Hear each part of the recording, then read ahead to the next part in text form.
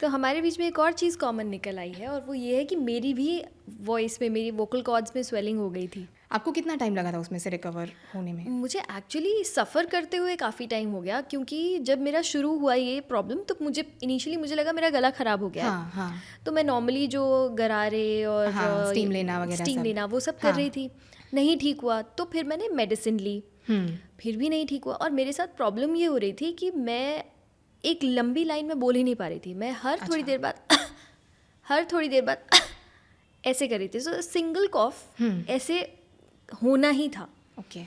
तो मुझे समझ ही नहीं आया काफ़ी लंबे टाइम तक। तो 1 से 1.5 महीना, और इस बीच मेरे भाई की शादी भी थी। अच्छा। एंड 1 से 1.5 महीना नहीं, शादी से भी पहले की बात है एक्चुअली। भाई की शादी के टाइम पे भी हुआ था।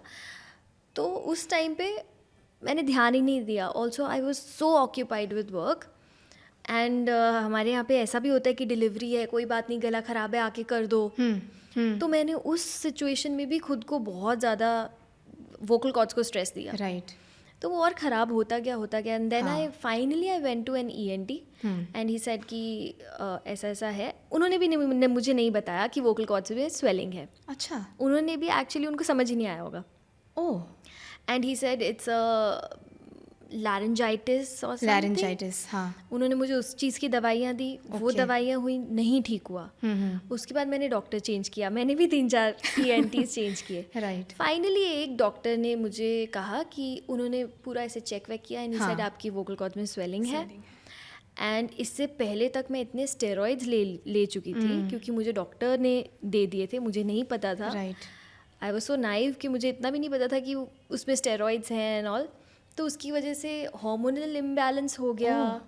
So the situation went really bad, out of hand. या मतलब यहाँ से तो मैं सफ़र कर ही रही थी। I was suffering every day on mic, क्योंकि मुझे दिख रहा था I am not able to perform the way I want to. Right.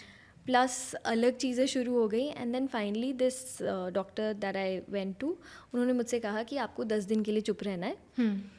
And पहले तो मैं शॉक हो गई कि सर ये कैसे होगा, because I was at the peak of my career. Right. तो मैंने कहा सर ये पॉसिबल नहीं है। एंड ही सेड समथिंग कि सोनल फिर मेरे पास ये बोलते हुए मत आना कि मेरी आवाज़ चली गई है।